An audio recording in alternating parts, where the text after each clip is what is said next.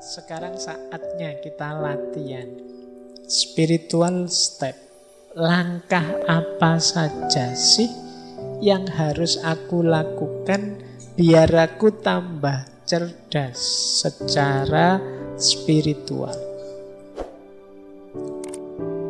Nah, diawali dari kesadaran kekinian kedisinian.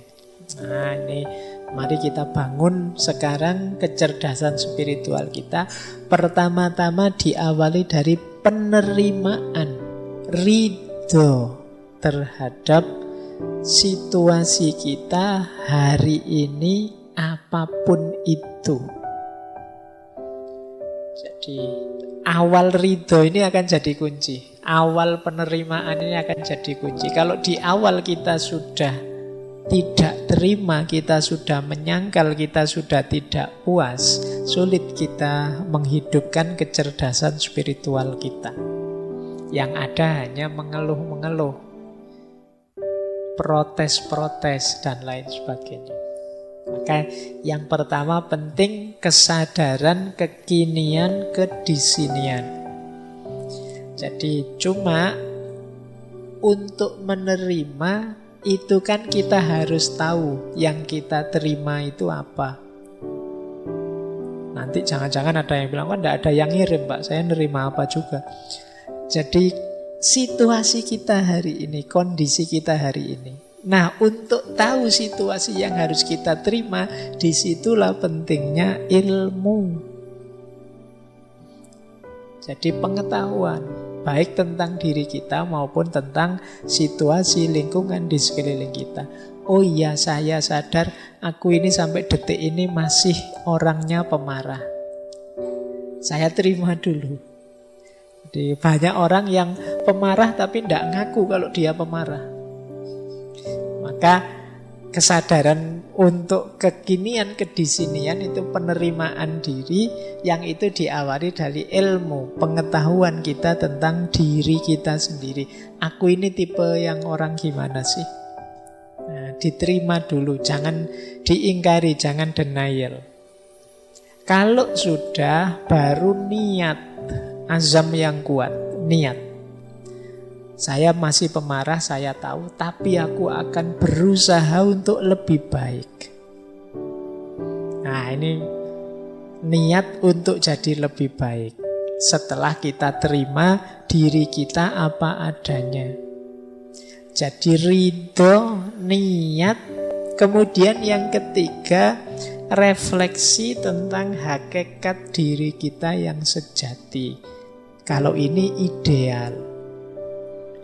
Aku itu seharusnya bagaimana sih? Nah, ini idealnya yang nomor 3. Jadi ini mungkin aspek tafakurnya. Yuk kita pikir, aku itu harusnya gimana? Mengapa sih Allah itu menjadikanku seorang muslim yang hidup di Indonesia, di desa ini, punya saudara seperti ini, teman-temanku kok tipenya gitu semua, dan lain sebagainya. Jadi kita memahami kalau begitu aku harus apa, aku harus bagaimana, diriku harus dibentuk seperti apa.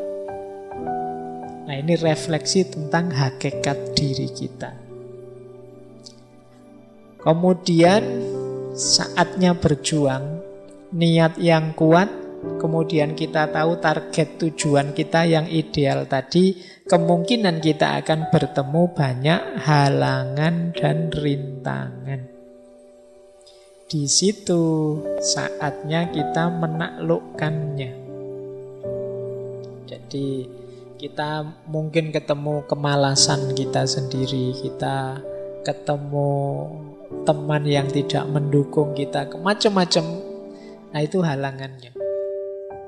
Saatnya kita menaklukkannya. Tapi lagi-lagi kita juga harus ngerti ilmunya. Jadi nanti di setiap tahap itu kuncinya ada di ilmu.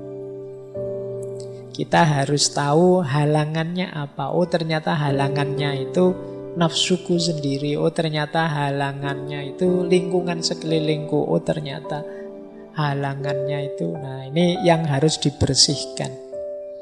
Kalau dalam tasawuf ini fase ketika kita bersih-bersih diri, namanya takholli. Setelah itu kita belajar kemungkinan-kemungkinan yang bisa kita tempuh untuk meningkatkan diri. Saya itu bisa lebih baik kalau pakai jalan ini. Pakai jalan ini juga bisa, pakai jalan itu juga bisa. Ada banyak kemungkinan. Nah, tapi dari banyak jalan nanti kita pilih satu kan tentunya. Yo ada banyak jalan kan tidak mungkin kita pilih semua. Nanti pening sendiri. Kalau sudah kita pilih satu, ya kita jalan di satu itu. Meskipun kita sadar orang lain mungkin ngambil jalan yang berbeda, monggo saja. Dan kita komitmen di jalan yang satu itu. Fokus di jalan yang kita ambil untuk memperbaiki diri tadi. Banyak kita hari ini sudah menetapkan mengambil satu jalan, tapi tidak fokus di jalan yang diambil, malah fokus di jalannya orang lain untuk mencari keburukannya jalannya orang lain. Hari ini kan banyak begitu. Saya sudah ambil rute ini deh, tapi kita tidak jalan-jalan. Yang kita lakukan hanya ngeritiki orang lain yang ngambil jalan yang berbeda. Wah, jalanmu salah, jalanmu sesat ke sana, yang benar ke sini, yang paling bagus ini. Jadi kita ribut menyalahkan jalannya orang lain, tapi kita sendiri tidak jalan-jalan di rute yang sudah kita ambil. Nah, ini juga blunder. Jadi kita tahu yang baik yang mana, tapi tidak kita jalankan. Nah, ini bagi saya blunder. Apalagi kemudian kerjaan kita hanya mengkritik kiri kanan orang yang berbeda dengan kita. Jadi makanya yang terakhir itu komitmen di satu jalan, meski tetap sadar ada banyak jalan yang lain. Nah, ini rute-rute untuk menghidupkan kecerdasan spiritual. Diawali dari kesadaran dan penerimaan, dilanjutkan dengan niat, kemudian merenungi hakikat, selanjutnya menyingkirkan halangan, mempertimbangkan macam-macam jalan, dan pada akhirnya berjalan. Ngambil satu rute yang kita tempuh untuk meningkatkan kapasitas spiritual kita. Kalau kita sukses, kita akan dapat 5 hal itu. Entah satu di antaranya, entah 2 di antaranya. Alhamdulillah kalau bisa 5 di antaranya. Kalau 5 ya berarti bukan di antaranya ya, 5-5-nya. Nah, namanya spiritual gift. Kalau ini mengikuti dana Zohar tadi. Spiritual gift itu ada 5. Yang pertama, the gift of discernment. Jadi kemampuan atau anugerah mampu mencerna. Jadi anugerah mampu mencerna itu kemampuan kita untuk memahami. Itu anugerah. Kalau yang tadi diberi langsung pengetahuan oleh Allah, saya sebut laduni tadi, itu namanya the gift of knowledge, pengetahuan, anugerah yang kedua. Sebenarnya kita mampu memahami sesuatu itu sudah anugerah. Tidak usah menunggu jadi orang laduni yang tiba-tiba ngerti apa. Tidak, kamu bisa memahami sesuatu itu sudah anugerah. Banyak orang yang mati-matian ingin memahami, tidak bisa paham-paham. Itu anugerah.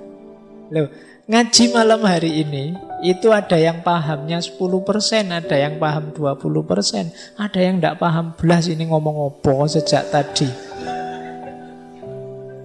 Loh, kemampuan memahami itu anugerah sudah. Jangan menunggu, Pak saya belum dapat ilmu laduni berarti Allah tidak sayang saya level. Tidak, kamu bisa memahami saja itu sudah anugerah. spiritual yang luar biasa. Nah, ada level 2-nya anugerah apa? The gift of knowledge. Kalau ini pengetahuan, kalau itu ya mirip intuitif laduniah tadi. Kalau ini ya, memang kadang-kadang kita kejar tidak dapat-dapat, tiba-tiba oleh Allah dianugerahi pengetahuan. Ini namanya the gift of knowledge. Kita baca-baca buku, tidak dapat ide. Lagi nongkrong di angkringan malah, wah ada ide baru nih. Ini namanya the gift of knowledge. Jadi bagian dari sayangnya Allah pada kita, spiritual gift. Yang ketiga, the gift of wisdom. Kalau ini lebih dalam daripada sekedar knowledge. Wisdom itu kemampuan kita menemukan hubungan antara pengetahuan dengan kehidupan nyata. Itu namanya wisdom. Jadi kalau tadi kan sekedar pengetahuan, kalau wisdom itu kita tahu pengetahuan ini pasnya digunakan, manfaatnya digunakan itu di mana, kapan, dalam situasi apa. Ini namanya wisdom.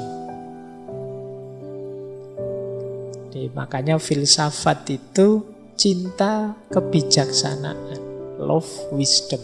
Berarti dia tidak sekedar berhenti di kebenaran, tapi dia juga membahas bagaimana kebenaran ini pasnya digunakan, kapan, dalam situasi apa, untuk apa. Nah, ada yang lebih dalam daripada wisdom, yaitu the gift of prophecy. Kalau ini bahasa literalnya nubuat. Kalau dalam Islam nubuwah. Kalau ini secara umum biasanya diartikan orang yang punya profesi itu orang yang bisa membaca secara luas dalam segala sesuatu, tidak hanya di masa kini tapi juga di masa depan dan masa lalu. Ini orang yang mendapatkan anugerah profesi jauh lebih dalam daripada wisdom, karena jangkauannya jauh lebih luas, lebih dalam, lintas waktu. Ini namanya profesi nubuah. Kalau dalam Islam jenisnya kenabian. Ada lagi yang lebih dari itu, namanya the mind of God. Kalau diterjemahkan letterlek itu seperti pikiran Tuhan. Ini orang hidup yang, kalau bahasanya tasawuf itu, kalau berjalan ya Tuhan jadi kakinya, kalau melakukan sesuatu Tuhan jadi tangannya, kalau melihat Tuhan jadi matanya. The mind of God. Orang yang keinginannya sudah selaras persis dengan keinginannya Tuhan. Ini lebih tinggi. Ini spiritual gift, anugerah spiritual yang mungkin diperoleh orang yang cerdas secara spiritual. Dari level paling biasa namanya kemampuan memahami, sampai pengetahuan, sampai wisdom lebih tinggi, bisa sampai profesi, bisa sampai mind of God. Sufi-sufi tertentu itu kadang orang menyebutnya sampai di level mind of God. Baik, ya ini gambaran saja. Setelah tadi berusaha macam-macam, sekarang ada buahnya. Yuk kita lanjutkan. Nah, kalau tadi buah dari sisi kapasitas spiritual, kalau ini buah dari sisi hidup konkret kita. Orang yang cerdas spiritual itu orang yang hidupnya pertama semangat dan seimbang.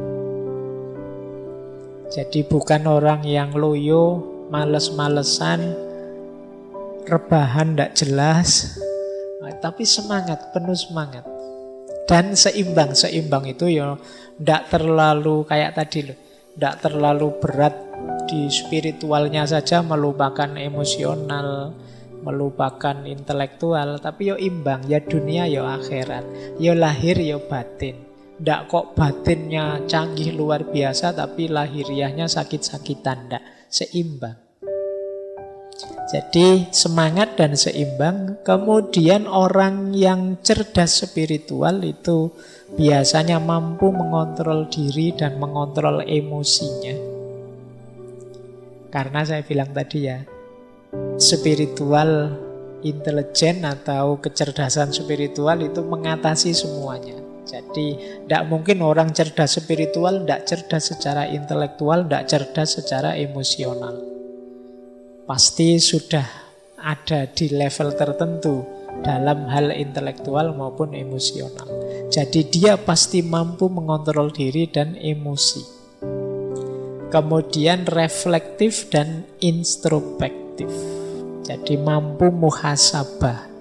Orang yang hidupnya tidak asal-asalan, tapi hidup yang serba hati-hati, penuh refleksi.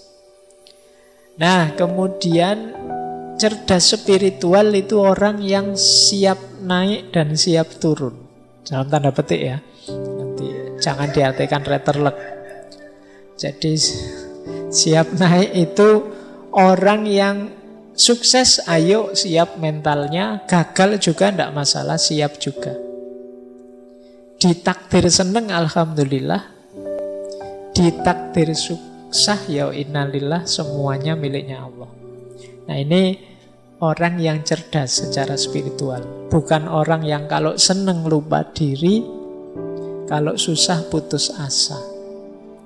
Berarti kurang cerdas secara spiritual. Kemudian cerdas spiritual adalah orang yang mau berjuang sekaligus mau berkorban. Jadi ya ndak nyari enaknya saja terus. Banyak orang yang ketika berjuang, ayo siap aku berjuang. Begitu ditagih pengorbanannya, nanti dulu kalau itu. Ayo wis kita sukseskan program kita ini. Tapi ini biayanya besar loh. Oh, kalau itu nanti dulu. Pokoknya kalau ditantang siap, tapi begitu ditagih pengorbanan terus mengkeret semua. Nah, orang yang cerdas spiritual loh, siap berjuang sekaligus siap berkorban. Nah, termasuk yang keenam, cerdas spiritual itu hidup dalam cinta dan pengabdian.